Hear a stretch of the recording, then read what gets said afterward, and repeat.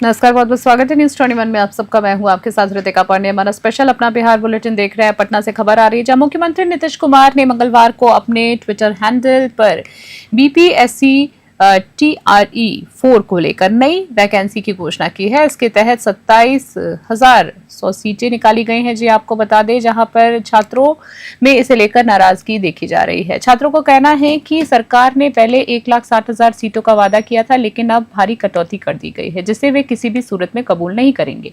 इस मांग को लेकर छात्रों ने जेडीयू मुख्यालय के बाहर प्रदर्शन किया और सरकार को चेतावनी दी है कि अगर मांगों पर ध्यान नहीं दिया गया तो वे 9 सितंबर को महाआंदोलन करेंगे। छात्रों ने साफ कहा है कि अगर उनकी मांगे अनसुनी की गई तो वे चुनाव बहिष्कार तक कदम उठाने से पीछे नहीं हटेंगे। पटना से ब्यूरो रिपोर्ट देख रहे हैं आप।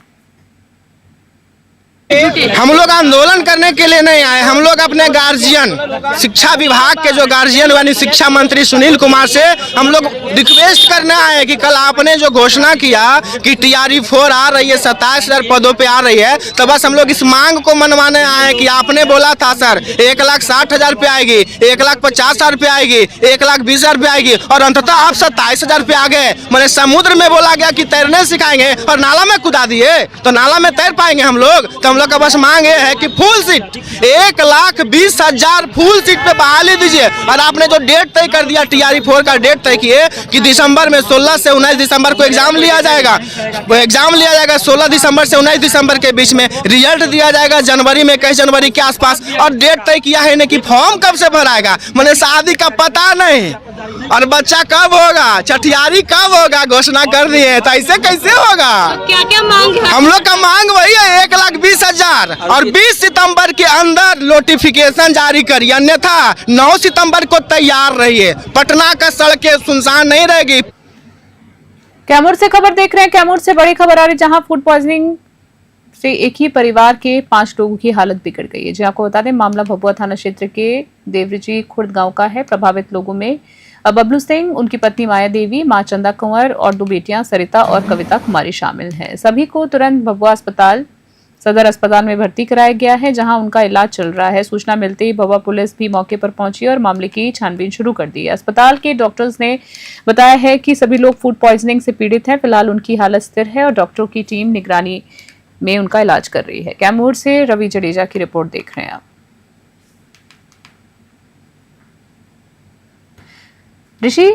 रिंगी ऋषि की पावन स्थली श्रीनाथ द्वार घाट सिमरिया में अयोध्या से पधारे परम संत श्री राघवाचार्य जी महाराज का चतुर्मास यज्ञ व्रत चल रहा है। बता दें, इस अवसर पर युवा ब्राह्मण चेतना मंच के जिला अध्यक्ष अरुण पुरोहित, आचार्य श्याम सुंदर मिश्रा सहित कई श्रद्धालु छपरा से आकर प्रवचन सुनने और आशीर्वाद लेने पहुंचे। महाराज ने कहा है कि भागवत नाम संकीर्तन से मन में शांति मिलती है और भगवान को पाने का सबसे सरल मार्ग भक्ति है, जो केवल सत्संग से ही संभव है। उन्होंने बक्सर की महिमा का उल्लेख भी किया है। इस अवसर पर धर्म प्रचारक अरुण पुरोहित ने बताया कि जन कल्याण और 11 अक्टूबर से 17 अक्टूबर तक विराट विष्णु महायज्ञ का आयोजन किया जाएगा, जिसमें काशी, अयोध्या और वृंदावन से संतों का विशाल समागम होगा। सरण से रंजीत कुमार सिंह की रिपोर्ट देख रहे हैं आप।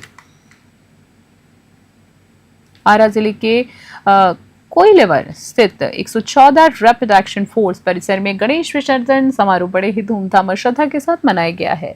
गणपति बप्पा की स्थापना 27 अगस्त को वैदिक मंत्रोच्चारण और पारंपरिक विधि से की गई है। 5 दिनों तक पूजा अर्चना, भजन कीर्तन और आरती का आयोजन भी होता रहा है। बता दें, मंगलवार को विसर्जन यात्रा निकाली गई है, जिसमें जवानों के साथ परिवारजन भी उनके शामिल हुए हैं। समारोह के दौरान 114 आरएएफ की कमांडेंट अश्विनी कुमार झा ने स्वयं श्रद्धा पूर्वक गणेश प्रतिमा का विसर्जन किया है। उन्होंने जवानों और परिवारजनों को संबोधित करते हुए कहा है कि ऐसे पर्व केवल पूजा का अवसर नहीं, बल्कि एकता, अनुशासन और सामाजिक सद्भाव का मजबूत संदेश भी देते हैं, माध्यम भी होते हैं। पूरे आयोजन के दौरान परिजन गणपति बप्पा मौर्य की जय घोष, शंखनाद और भक्ति संगीत से गूंजता रहा। विसर्जन यात्रा के दौरान स्वच्छता और अनुशासन का विशेष ध्यान रखा गया है। आरा से आलोक गिरी की रिपोर्ट देख रहे हैं आप।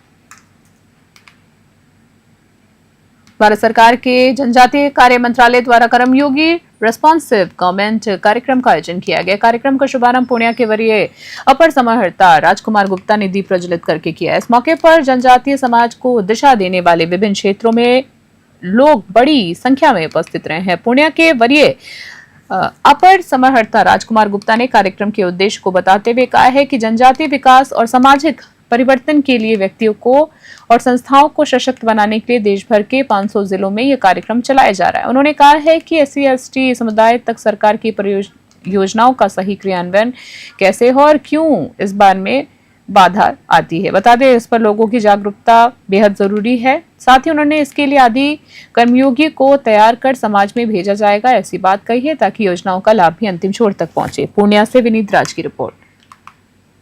पूर्णिया से विनीत की रिपोर्ट देख रहे हैं आप।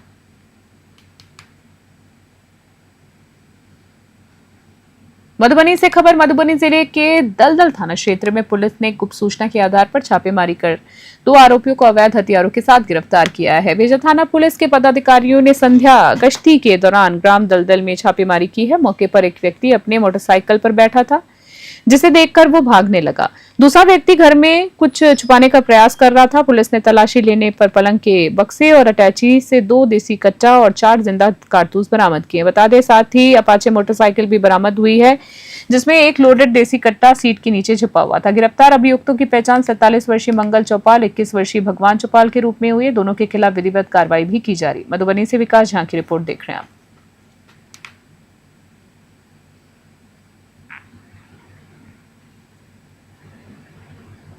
गयाजी से खबर। जहां गयाजी में पितृपक्ष मेला 2025 को लेकर मुख्यमंत्री नीतीश कुमार ने आज अधिकारियों के साथ समीक्षा बैठक की है और तैयारी की स्थिति का जायजा भी लिया है। समीक्षा बैठक में गया जिला पदाधिकारी शशांक शुभंकर ने प्रस्तुतिकरण के माध्यम से मेले की तैयारियों की विस्तृत जानकारी दी है। मुख्यमंत्री ने अधिकारियों के बीच में टोकते हुए कई आवश्यक दिशा निर्देश दिए हैं। वहीं इस वर्ष पितृपक्ष मेले का आयोजन 6 सितंबर से शुरू हो रहा है। देश और विदेश से बड़ी संख्या में तीर्थ यात्रियों आने की संभावना है। वहां पर प्रशासन ने सुरक्षा व्यवस्था भी की है। आवास और यातायात समेत सभी व्यवस्थाओं को सुनिश्चित भी किया है। गयाची से रजा सिद्दीकी की रिपोर्ट।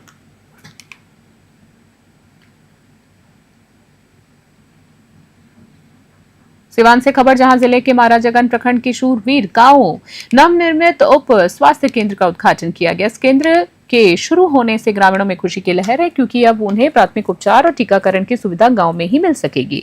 बुधवार को प्रभारी चिकित्सा पदाधिकारी डॉक्टर विपिन बिहारी सिन्हा और पंचायत के मुखिया शेषनाथ सिंह ने संयुक्त रूप से फीता काटकर उप स्वास्थ्य केंद्र का उद्घाटन किया। उद्घाटन के मौके पर डॉक्टर सिन्हा ने कहा है कि बिहार सरकार आम जनता के बेहतर स्वास्थ्य के लिए लगातार काम कर रही है। इस कड़ी में छोटे गाँव में उप स्वास्थ्य केंद्र और बड़े गांव में अतिरिक्त प्राथमिक स्वास्थ्य केंद्र खोले जा रहे हैं।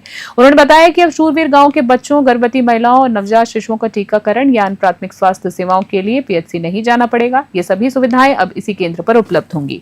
सिवान से गगन पांडे की रिपोर्ट देख रहे हैं।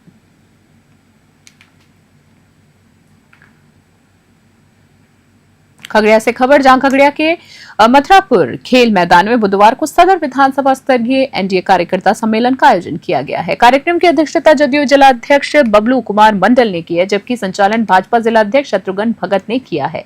दीप प्रज्वलन और अतिथियों के स्वागत के साथ सम्मेलन की शुरुआत हुई है। सम्मेलन में केंद्रीय मंत्री रामनाथ ठाकुर ने भारत प्रसंग का उल्लेख करते हुए NDA के 5 घटक दलों की एकजुटता को पांडवों की शक्ति से जोड़ा। उन्होंने कार्यकर्ताओं से अपील की है कि आगामी विधानसभा चुनाव में अपने बूथ की जीत सुनिश्चित करें।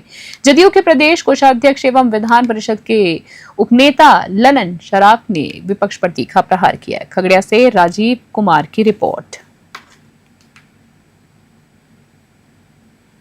खास बुलेटिन में इतना ही। बने रहे न्यूज़ 21। नमस्कार।